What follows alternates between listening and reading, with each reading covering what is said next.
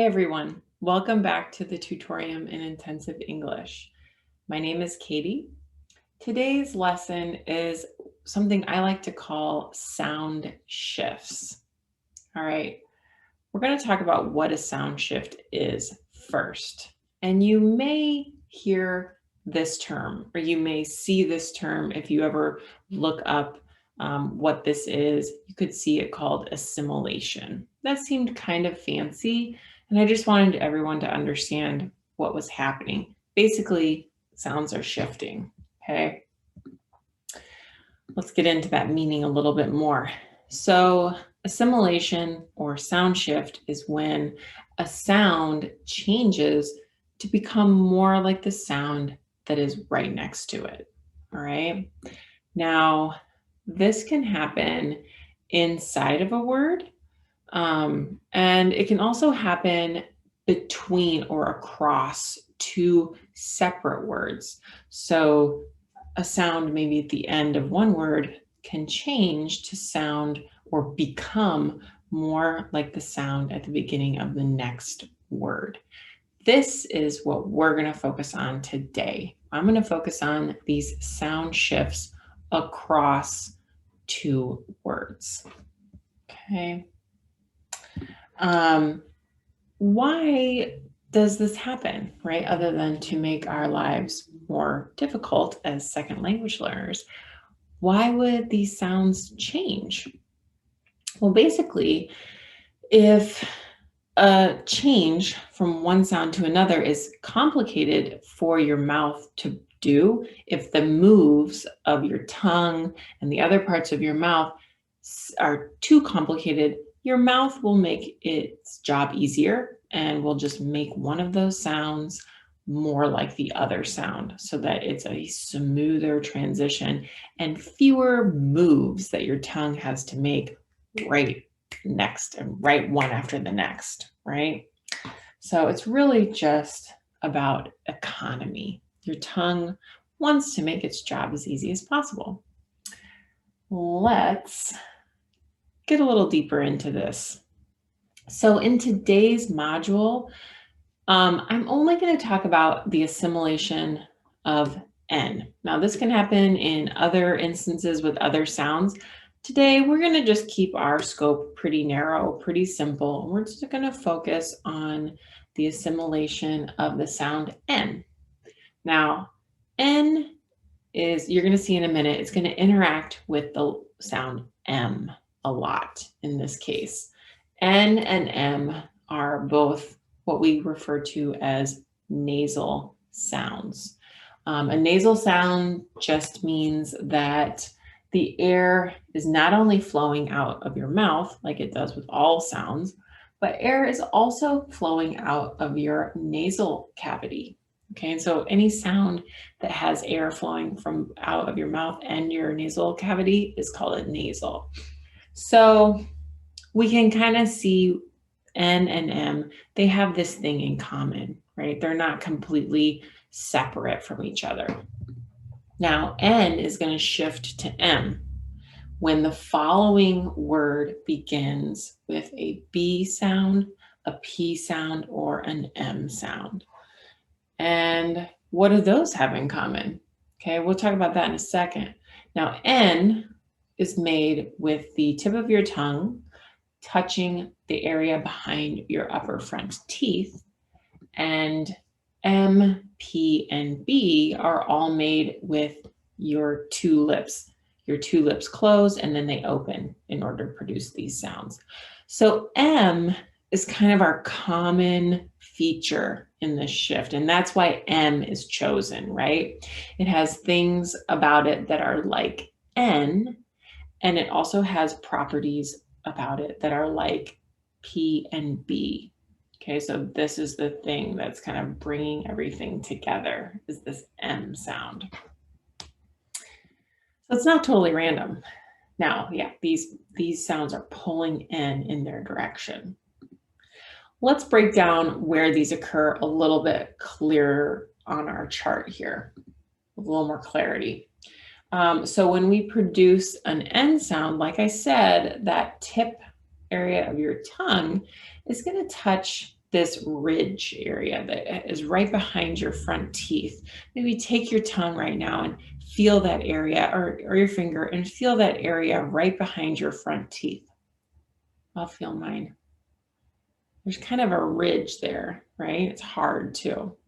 Then when you make an N sound, the tip of your tongue touches that part of your mouth. Go ahead and try it. Make an N sound. You can hold the sound too, and you can just feel where your tongue is hitting on the roof of your mouth. So it's kind of that tip of your tongue touching there.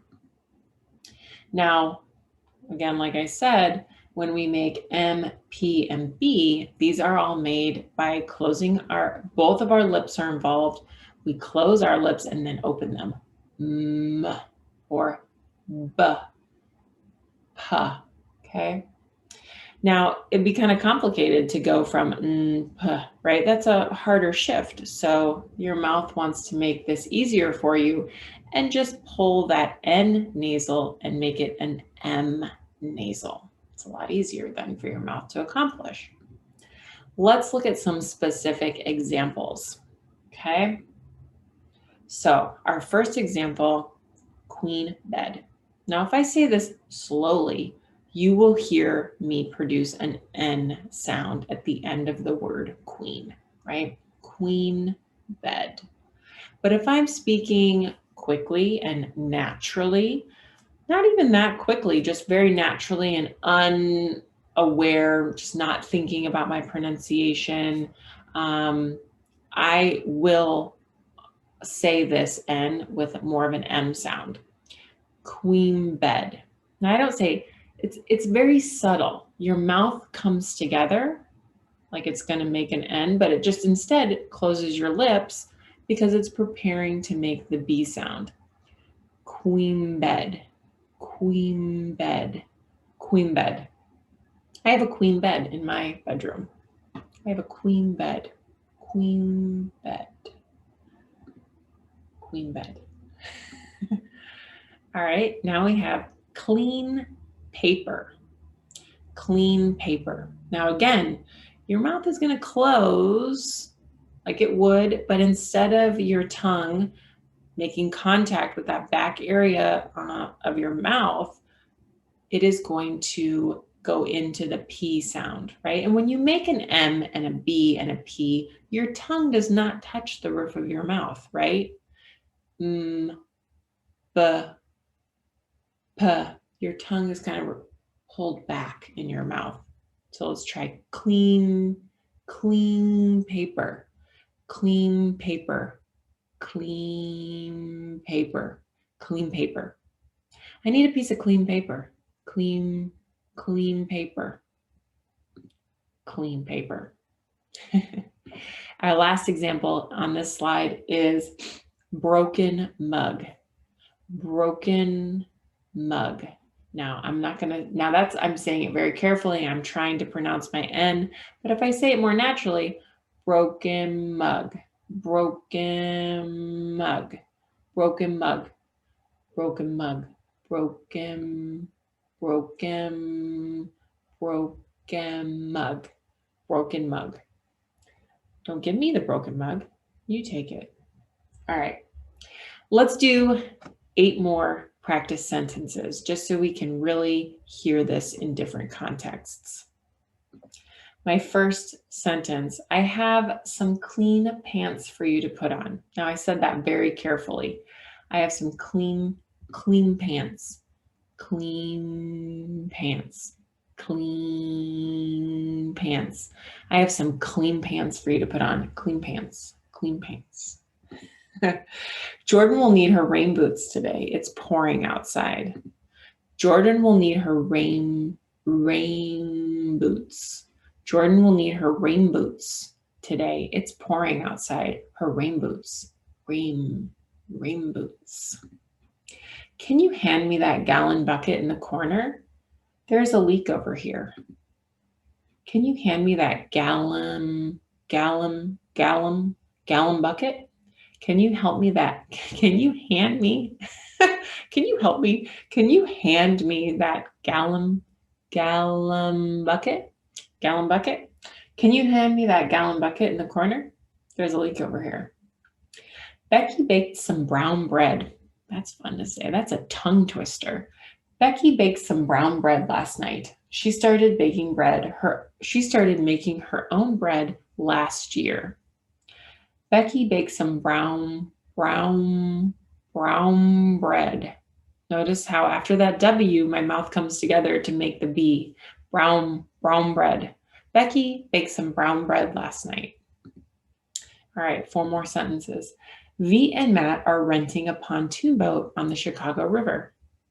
Did you know that you can do this? You can rent a pontoon boat on the Chicago River. It's expensive, but if you have a few friends, and pontoon boats are pretty good size, you could fit a few friends on there. It wouldn't be very expensive if everybody pitched in. Okay, so we have pontoon boat, pontoon boat. V and Matt are renting a pontoon boat on the Chicago River, a pontoon boat. Do you want the rest of this uneaten breakfast? I'm just cleaning up a little. Do you want the rest of this uneaten breakfast? Uneaten breakfast? Do you want the rest of this uneaten breakfast? I'm just cleaning up a little bit. Chris said she needs a vacation. She wants to visit a mountain paradise. Mountain paradise. Mountain paradise. Yeah, just go, Notice that you don't feel the tip of your tongue touching the roof of your mouth. That's the true test. Mountain paradise. Uneaten breakfast. Pontoon boat. And our last example, Rachel saw a brown bear when she was on vacation. Luckily, it was far away from her. Rachel saw a brown bear. Brown bear. Notice when you say brown bear quickly, we don't touch the tip of our tongue to the back of our teeth like we would if we were making an N. Brown bear. Brown bear. Rachel saw a brown bear when she was on vacation. Luckily, it was far away from her.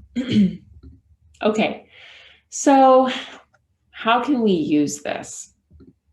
I recommend using this for your listening. Start there, okay? Use this as something that can help you be a better listener. This kind of stuff is some of this and other types of sound shifts and changes, which we're going to be looking at in the coming modules, are what makes listening sometimes especially difficult, especially when we're listening to native speakers and they're speaking to other native speakers and they're not thinking about maybe enunciating for those people who aren't native speakers. That can be really challenging from a listening standpoint. So raising your awareness about this and listening for this and being aware that they happen can help you be a better listener, right? And that's going to help your comprehension and make you more confident. Now, eventually you may start to practice these because you want to produce them. And that's a fine goal to have, but not necessary.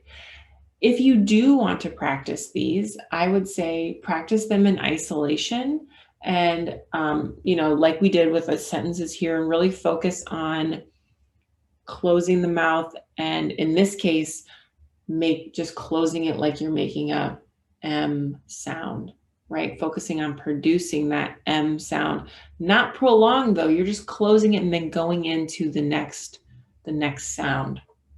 Brown bread, right?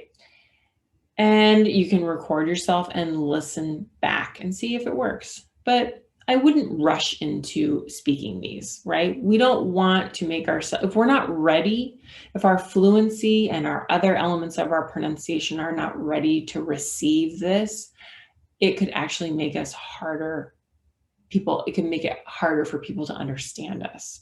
So don't put a lot of pressure on yourself to speak this, right?